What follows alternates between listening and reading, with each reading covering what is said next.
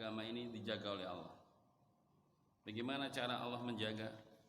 Dengan dimunculkannya para duat, para dai-dai yang menyeru kepada agamanya.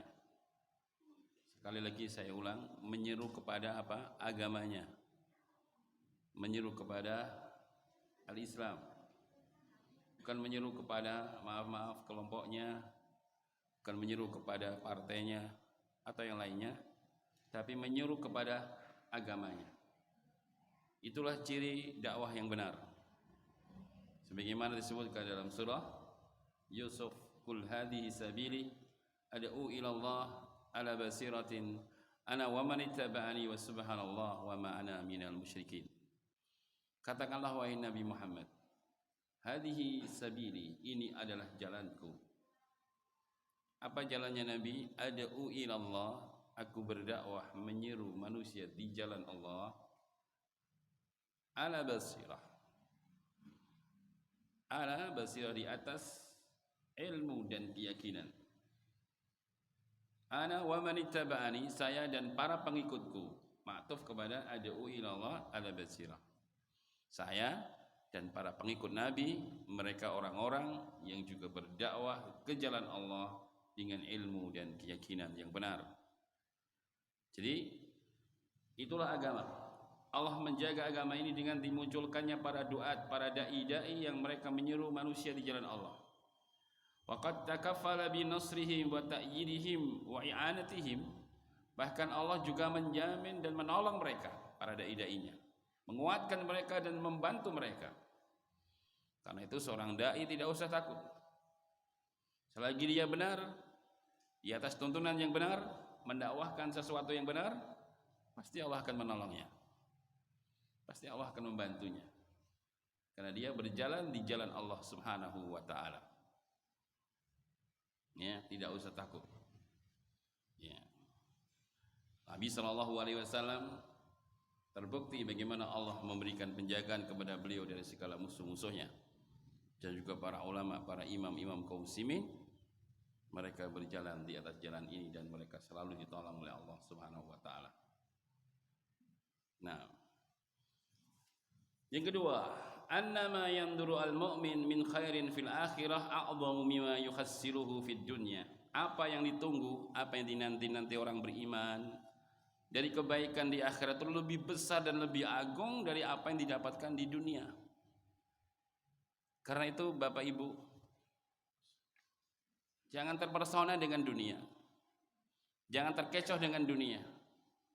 Jangan iktijal, tergesa-gesa, ingin memanen apa yang sudah kita tanam dari panenan-panenan di dunia. Karena Allah Ta'ala memang tidak memberikan pahala sempurna di dunia. Sudah saya jelaskan kemarin. Dunia itu murah, rendah, murahan.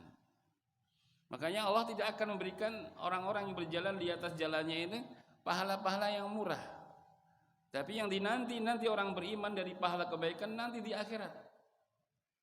Itulah yang sebenar-benarnya pahala yang sempurna. Ya.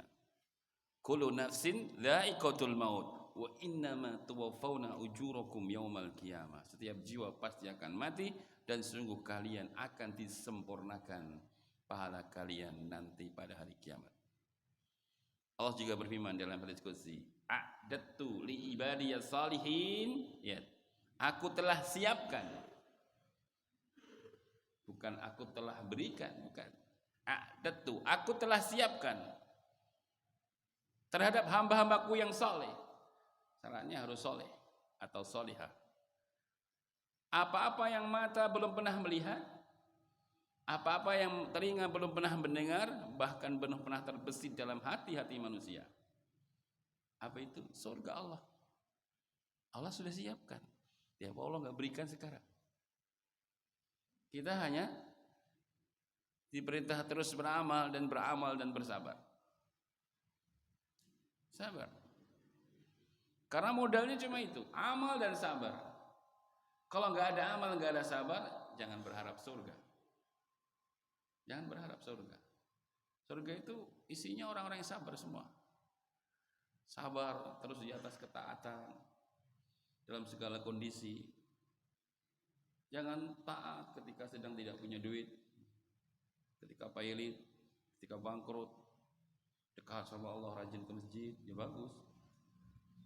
Cuma ketika sudah ada sedikit kelebihan, mulai lalai dari masjid, mulai meninggalkan masjid, ini taatnya taat musiman, sabar dia. Orang yang istiqomah itu dalam kondisi apapun baik, ya, itu istiqomah. Itu orang-orang yang selalu taat kepada Allah dalam kondisi apapun, ya. Harus sabar. Perhatikan bagaimana Allah ketika menceritakan tentang para malaikat-malaikat yang menjaga surga. Ketika mereka menyambut para calon-calon penghuni surga, apa kata para malaikat? Salamun alaikum bima sabartum. Keselamatan bagi kalian karena sebab kesabaran kalian. Ya. Bima sabartum, baknya namanya ba sababiyah. Ba sababiyah itu ba yang menjadi sebab kau masuk surga karena kalian sabar. Sabar kalian terus di atas ketaatan dalam kondisi apapun. Sabar dalam meninggalkan maksiat dalam kondisi apapun. Sabar ketika diuji perkara yang tidak disukai, sakit, kekurangan harta, dan berbagai macam ujian-ujian hidup. Baru itulah yang akan dijanjikan surga. Karena ini modal utamanya Bapak Ibu. Iya. Makanya di zaman Al-Quran itu ada sekitar 90 kata sabar, kata Imam Ahmad. Diulang-ulang sampai 90 kali kata sabar. Bahkan ada satu ayat, ada 2 kata sabar. Kadang datang dalam fi'il mudhari, kadang fi'il madhi, bahkan kadang fi'il amr, kata kerja perintah. Nah, seperti dalam surah, di akhir surah Ali Imran. Allah berfirman, ya ayyuhalladzina amanu isbiru wasabiru wattaqullaha la'allakum tuflihun. Wahai hamba-hambaku yang beriman, isbiru, niat perintah. Orang beriman dia. Bersabarlah kalian, wasabiru, dan tetaplah di atas kesabaran. Diulang 2 kali. Sabarlah kalian dan tetap di atas kesabaran. Wattaqullah, bertakwalah kepada Allah. La'allakum tuflihun, agar kalian bahagia dan selamat. 2 kata sabar dalam 1 ayat. Ada juga di surah Al-Ma'arij. Fasbir sabran jamila. Fasbir, bersabarlah. Sabran, dengan kesabaran yang indah. Diulang kata sabar 2 kali. Fasbir sabran jamilan. Allah mengulang kata sabar 2 kali dalam 1 ayat. Bersabarlah kalian dan tetaplah dan percantiklah kesabaran. Jangan kesabaran yang biasa. Jadikanlah sabar yang cantik, yang indah. Dan masih banyak lagi ayat-ayat yang lain tentang sabaran. Nah, sabar. Kita ini sholat 5 waktu setiap hari itu kalau nggak sabar nggak bisa, Pak. Kita ya, khususnya misalkan laki-laki, tiap 5 kali ke masjid itu bukan amalan yang ringan ya. Bukan amalan yang ringan seorang ibadah tiap hari sholat 5 kali ke masjid. Laki-laki nih ya, saya khususkan laki-laki. Itu bukan perkara yang mudah, berat. Setiap hari 5 kali ya. Mungkin orang-orang non muslim heran, orang Islam itu kok sabar-sabar sekali. Setiap hari 5 kali ke masjid kok ya bisa. Kami ini yang seminggu sekali sering bolos ya. Jadi setiap hari 5 kali ke masjid terus kok bosan, kok bisa orang Islam itu. Kalau nggak dikasih kesabaran kita nggak mampu Bapak Ibu. Apalagi sholat subuh itu paling berat. Apalagi sholat asyar itu berat. Ini 2 sholat yang paling berat itu asar sama subuh. Karena itu Rasulullah mengatakan man shalla bardaini dakhalal jannah. Siapa yang menjaga 2 sholat yang dingin masuk surga. Itu sholat asar sama sholat subuh. Ya, karena sholat itu waktu malaikat bertemu antara malaikat malam dan malaikat pagi itu bertemu di 2 waktu itu, waktu subuh sama waktu asyar. Kemudian malaikat pagi naik. Ditanya oleh Allah, kau tinggalkan dalam keadaan apa hambaku? Nah, kita sholat subuh berjamaah, maka laporannya aku tinggalkan hambamu dalam keadaan sholat subuh berjamaah. Masya Allah, laporan yang sangat indah. Laporan yang sangat indah. Salat subuh. Makanya Allah memuji dalam Al-Quran, Innal Qur'anal fajri kana mashhuda. Sesungguhnya bacaan Al-Quran di waktu salat subuh itu dipersaksikan oleh para malaikat. Maknanya adalah ketika salat subuh itu malaikat naik dan ditanya oleh Allah, kau tinggalkan dalam keadaan apa hambaku? Maka kita dijawab dengan laporan yang sangat indah. Kita ditinggalkan dalam kondisi salat subuh berjamaah. Ya, makanya kalau kita sudah istiqomah Bapak Ibu salat subuh berjamaah, dan istiqomah yang kedua sudah membangunkan anak istri, ini yang berat, maka itu ghanimah. Itu ghanimah. Ya. Rasulullah mengatakan man shalla subha fahuwa fi dhimmatillah. Siapa yang salat subuh maka dia dalam dhimmah, jaminan keamanan dari Allah Subhanahu wa taala. Sampai subuh lagi. Subuh-subuhan lagi dapat jaminan lagi. Subuh lagi terus.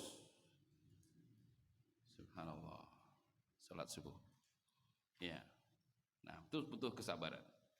Maka adalah seorang ya, sabar, khususnya para dai dalam menyeru manusia, para takmir masjid yang ngurusi umat, sabar. Ya, masjidnya kok nggak makmur, terus kita berpikir bagaimana ya supaya orang mau ke masjid, ya. Adakan kajian-kajian, terus sabar. Ya. Dan tidak harus banyak jumlahnya, tidak. Yang penting ada upaya dan usaha. Bagaimana kita ya berusaha mengajak manusia dalam kebaikan, mengajak ke masjid.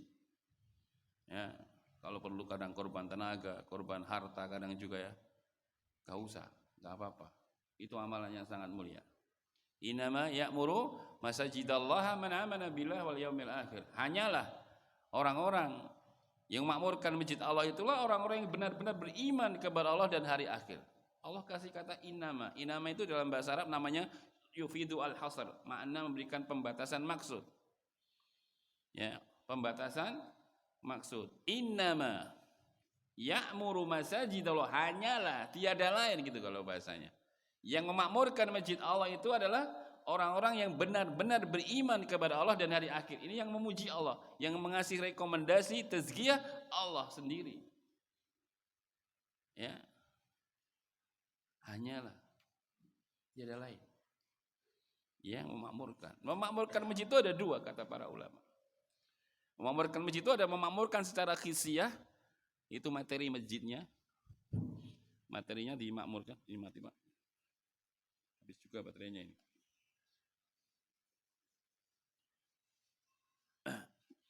Secara khisiah, mana yang rusak diganti, mana yang usang diganti, dana cari dana.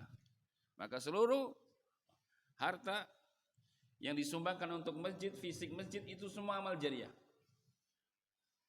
Bapak akan terus dapat pahala sepanjang masjid itu masih berdiri dan dimanfaatkan manusia. Itu namanya memakmurkan secara khisiah. Rasulullah mengatakan sab'atun yujrillahu 'alal abad ajruhuna fil qabr ba'da mauti. Ada 7 amalan yang Allah akan terus mengalirkan pahala di kubur hamba sepeninggal hamba. Di poin yang keempat adalah man bana masjidan lillah, siapa yang bangun masjid karena Allah. Bisa bangun sendiri atau bersyarikat dengan yang lainnya. Dia hanya mampu membantu semennya 50 sak. Hanya membantu kusen-kusennya, tidak semua, sebagian. Maka seluruh yang nempel di badan masjid, di materi masjid, itu akan menjadi amal jariah. Itu memakmurkan yang pertama. Ya. Yang kedua, memakmurkan secara maknawi, yaitu kita isi masjid itu dengan sholat jamaah, dengan kajian-kajian seperti ini dan berbagai macam kegiatan yang baik di masjid. Itu memakmurkan secara maknawi. Alangkah indahnya kalau kita miliki dua-duanya. Kita memakmurkan masjid dengan sholat jamaah, dengan ta'lim, dan kita juga orang yang memelihara masjid. Bersih-bersih termasuk itu memakmurkan. Ya, lihat kotor segera dibersihkan. Ya, lihat ada yang rusak. Kalau punya harta nggak usah bilang takmir, perbaiki sendiri, masya Allah. Beri lampu mati segera diganti, berikan sendiri. Sepanjang lampu itu bersinar, sepanjang pula pahala mengalir pada diri Bapak yang berikan lampu-lampu itu. Luar biasa ya, memakmurkan masjid. Dipuji oleh Allah. Makanya jangan mundur dan mutung dari takmir masjid. Kecuali kalau udah nggak mampu ya, sakit. Kalau masih mampu jangan. Pensiunan pegawai negeri monggo mawon, tapi jangan pensiunan takmir masjid. Pensiunan dari takmir masjid kan ruginya luar biasa. Ya, kata Syekh Shalih Fauzan, ya, menjadi imam masjid sama muadzin itu lebih mulia daripada menjadi menteri dan gubernur. Luar biasa ya. Saya contoh ya, imam itu pahalanya sangat besar karena apa? Dia menjadi sebab terjadinya sholat jamaah, iya atau tidak? Kalau nggak ada imamnya bisa nggak sholat jamaah? Nggak bisa kan? Maka dengan ada imam akan terjadilah sholat jamaah, amalan yang sangat mulia. Pahalanya besar sekali. Makanya di masa Nabi, para sahabat itu, ya Rasulullah, jadikan aku imam untuk mereka. Jadikan aku yang berebut menjadi imam. Ya. Ketika dia memiliki kemampuan, ya, memiliki kemampuan, imam. Yang kedua muadzin. Muadzin ini nggak kalah hebat juga. Sama Syekh bin Bas ketika ditanya lebih afdal mana ya Syekh, muadzin sama imam. Beliau diam sebentar. Kemudian karena banyak dalil itu, banyak dalil semua. Dalil muadzin banyak, dalil imam juga banyak. Katanya beliau, saya tidak tahu mana yang lebih afdal. Artinya semua afdal. Muadzin itu kata Nabi tidaklah seorang muadzin mengumandangkan suara adzannya kecuali bebatuan, dedaunan yang mendengar itu akan jadi saksi nanti di akhirat. Makanya kan disunahkan kalau muadzin itu suaranya lantang supaya yang mendengar semakin banyak. Ya. Makanya zaman jadul belum ada mikrofon, ditutup kuping ya supaya keras suaranya. Supaya keras. Kalau sekarang sudah pakai mikrofon, nggak usah pakai tutup kuping, sudah banter. Kalau hayya 'alas shalah ke arah kanan. Tapi sekarang sudah ada mikrofon ke arah kanan malah pelan. Dulu orang-orang LD itu bid'ah ada sampai pakai mic katanya. Sekarang pakai mic dia. Bahlul itu. Mic ini kan sarana. Kok sarana bid'ah itu gimana? Ya. Hukum mic apa? Hukum mic ya nggak ada hukumnya. Hukum menggunakan mikrofon, nah ini baru ada. Kalau apa hukumnya mikrofon? Benda kok ditanya hukumnya. Kalau apa hukumnya menggunakan mikrofon? Ada jawabannya. Kalau digunakan untuk seperti ini, manfaat pahala. Dengan ini suara semakin lantang, semakin mudah didengar, jelas didengar. Dengan ini suara adzan semakin menggelegar, didengar di mana-mana. Pahala. Tapi kalau untuk main dangdut, dosa. Nah, dangdutan, dosa. Pisau apa hukumnya? Pisau nggak ada hukumnya. Tinggal siapa yang menggunakan pisau lah, ini baru ada dalil. Siapa yang megang? Kalau yang memegang ibu rumah tangga jadi makanan, jadi sop, ya, jadi sayur-sayur itu enak. Tapi kalau yang megang preman kerusakan. Kalau benda-benda ya, jangan ditanya hukumnya. Ya, muadzin tuh. Yang kedua kata Nabi, siapa yang menjadi muadzin selama 12 tahun, wajabat lahul jannah, wajib masuk surga. Bayangkan ya. Pak Giat sudah berapa tahun? Baru, belum ada 12 tahun jangan mundur. Nanti kalau udah 12 tahun baru boleh ganti. Saya sudah 12 tahun ganti yang lain biar ngicipi 12 tahun. Ya, baru setahun jangan mundur. Muadzin itu tidak harus satu ya, boleh 2, 3 boleh. Rasulullah muadzinnya 4 ya. Boleh. Ya, mungkin saya yang subuh ya Pak. Kadang-kadang saya kalau subuh belum pede ini kadang sering kerinan ya, jangan subuh. Ya, ambil sholat subuh, muadzin subuh yang sudah istiqomah bangun pagi. Dibagi boleh. Bayangkan 12 tahun. Setiap kali dia adzan diberikan 60 pahala. Kalau dia lanjutkan dengan iqamat ditambah 30 pahala. Bayangkan. Makanya kalau adzan iqamat jangan mau diqamati orang lain. Hilang 30 Pak. Sebab 30 dia muadzin adzan, 60 kalau dia lanjutkan dengan iqamat tambah 30 lagi. Dan yang lebih dahsyat lagi, dan tidaklah seorang muadzin adzan kecuali yang sholat di belakangnya dia ikut mendapatkan pahala sebanyak orang yang sholat di belakangnya. Kalau yang datang banyak, nah itu menguntungkan. Muadzin itu setiap hari 5 kali coba.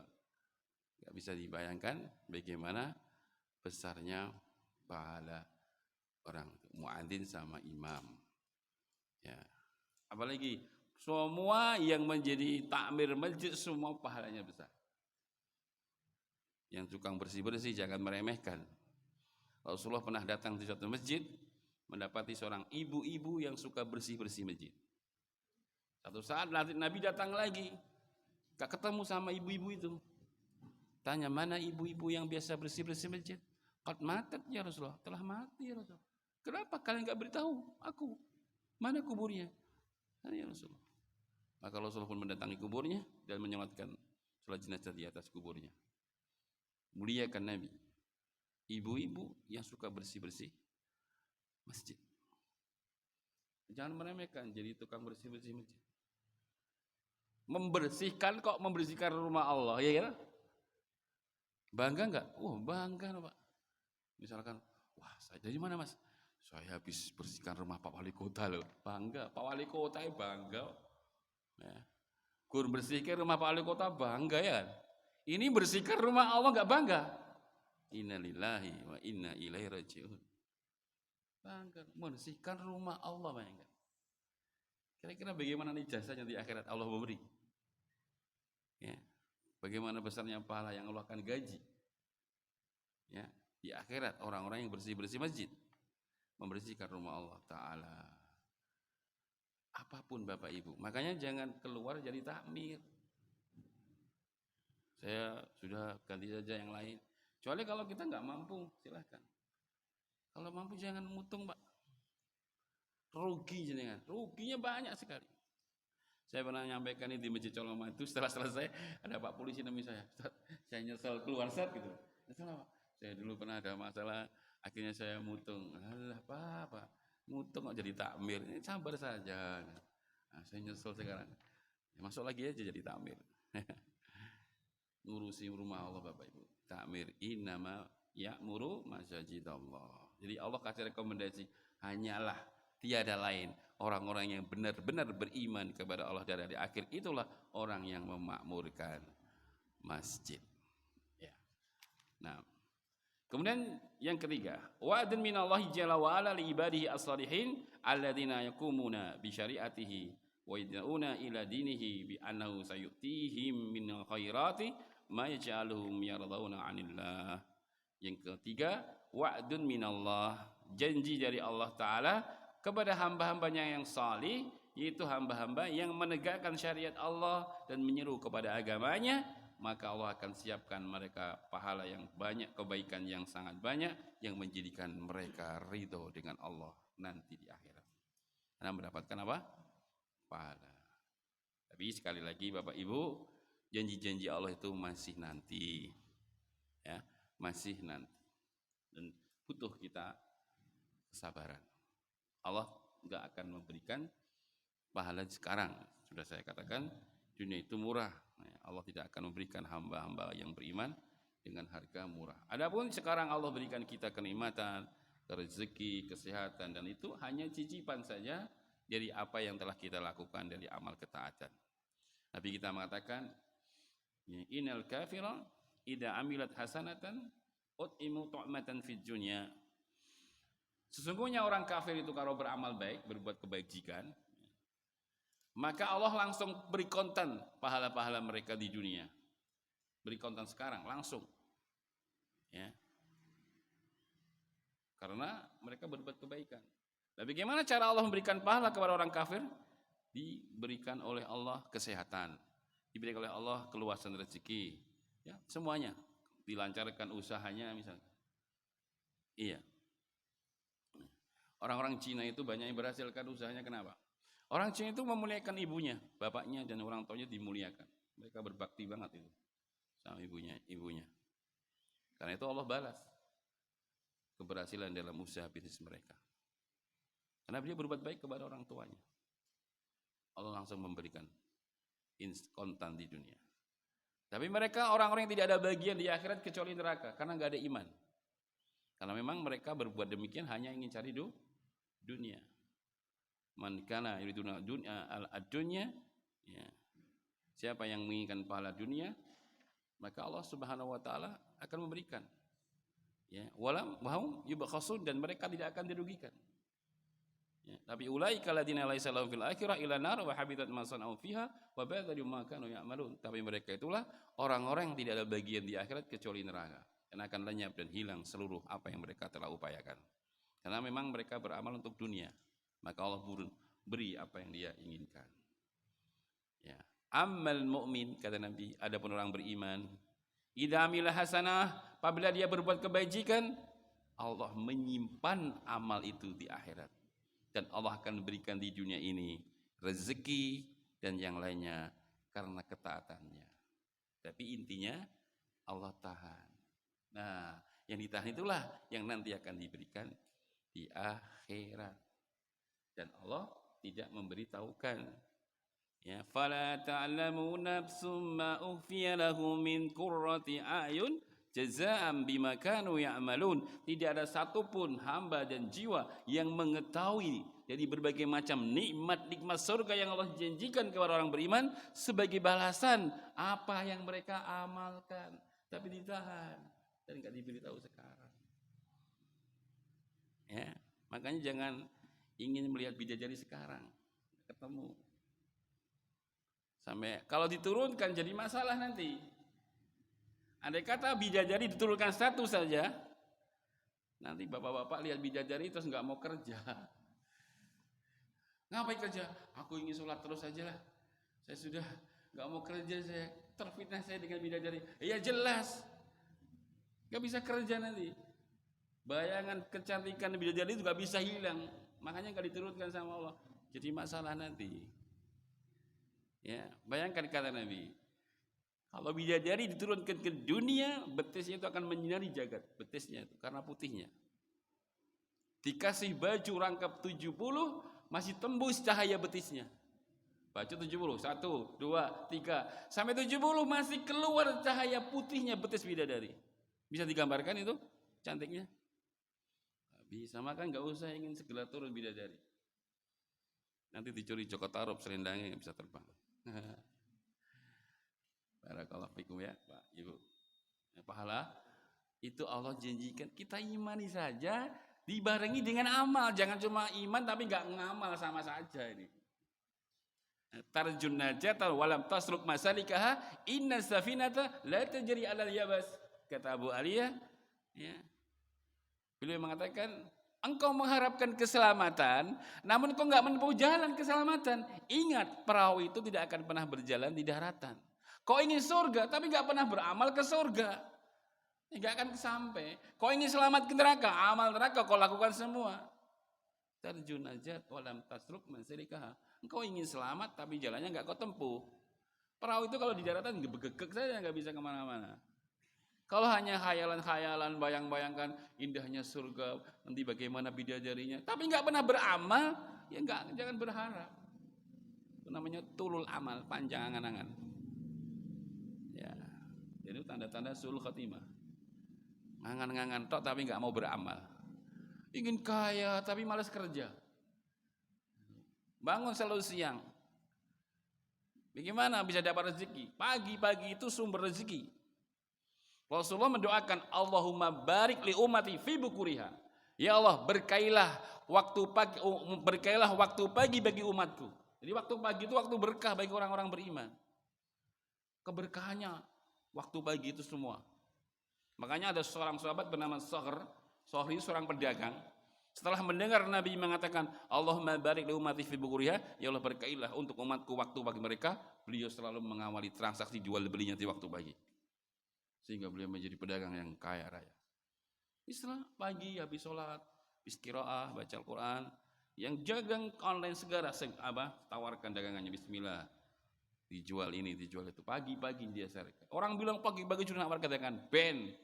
Aja. Pagi-pagi sudah tulan ben, gitu aja jawab. Setelah kita sudah sholat ibadah kepada Allah, yang mau olahraga pagi waktu berkah. Ya, udaranya masih segar. Kata Al-Imam Hasan Al-Basri, kenapa pagi itu udaranya masih segar? Sudah tahu? Oh, tahu saya. Karena mesin-mesin belum pada bunyi, mungkin. Yang kedua, belum banyak orang, sehingga ngerokoknya enggak banyak yang ngerokok mungkin.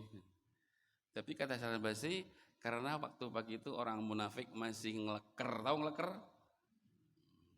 sehingga udaranya nggak campur dengan udaranya orang munafikin. Sebab orang munafikin itu paling berat bangun pagi.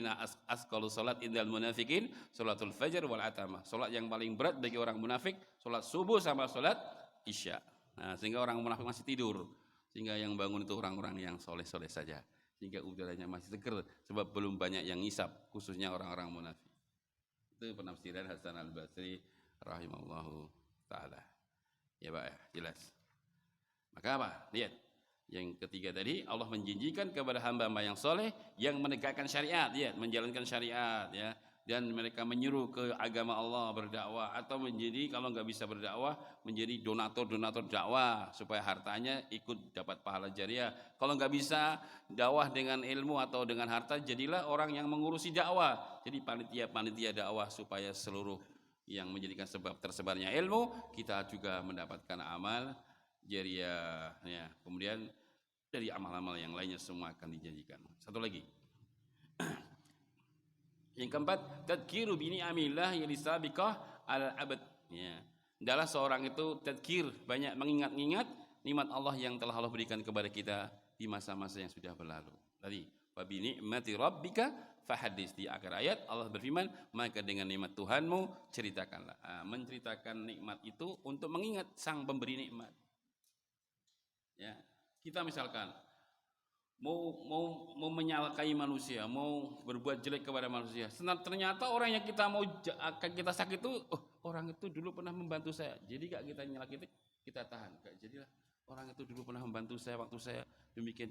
Ingat kebaikan orang sehingga akan menjadikan orang itu mengingat kebaikan orang. Maka dengan banyak kita mengingat nikmat Allah yang telah Allah berikan kepada kita, kita akan ingat terus dengan sang pemberi nikmat. Makanya tadi fabi ni'mati rabbika fahadis. Maka dengan nikmat Tuhanmu ceritakanlah. Bisa nikmat yang berupa duniawiyah, bisa nikmat yang berupa ya akhirat atau ukhrawi. Nikmat dunia misalkan ya sudah gimana kabarnya saudaraku ya. Nanyakan kabar itu dapat pahala ya Pak ya. Sudah pernah saya jelaskan ya. Nanyakan kabar itu dapat pahala. Dari mana pahalanya? Karena kalau kita tanya saudara kita, pripun Pak kabaripun, biasanya jawabnya apa? Alhamdulillah. Maka dengan kita menanyakan kabar, dia memuji Allah. Berarti kita dapat pahala sebab datangnya kebaikan. Jangan remehkan tanya kabar. Assalamualaikum. Gimana Mas? Sehat? Keluarga? Walaupun anak eloro tetap muni alhamdulillah ya. Cuma ini si kecil sakit. Tapi tetap dia alhamdulillah. Sehingga orang yang menanyakan kabar itu dapat pahala. Sebab dengan dia tanya, dia memuji Allah. Jangan meremehkan menanyai kabar saudara kita. Setelah salam, tanya kabar. Apalagi sambil berjabatan tangan ya. Innal muslimaini yaltaqiyani wa tasaffahani ghufira lahuma qabla ayatafarraqa. Sungguh dua orang muslim saling bertemu, saling berjumpa, kemudian keduanya saling berjabatan tangan, ghufira lahuma. Diampuni dosa keduanya hatta yatafarraqa sampai dilepas. Ini masa pegangan terus ini masih terus digugurkan, ampuni dosa-dosanya. Maka pegang aja, kalau perlu nggak usah dilepas, tambal. Gimana kabar keluarga? Alhamdulillah. Gimana sekarang kerja di mana? Alhamdulillah masih nganggur. Tapi tetap alhamdulillah tidak? Nggak mungkin dia innalillahi saya belum kerja. Nggak mungkin alhamdulillah walaupun sekarang masih nganggur. Ada kerjaan tidak? Nah, itulah dengan nanya-nanya itu dia akan memuji Allah Subhanahu wa taala. Ya, demikian Bapak Ibu ya. Insyaallah pertemuan depan surah An-Insyirah. Ini lebih dasar lagi pembahasannya insyaallah. Di surah Insyirah kita akan kaji pada akad yang Sabtu yang akan datang insyaallah. Mudah-mudahan bermanfaat. Assalamualaikum warahmatullahi wabarakatuh.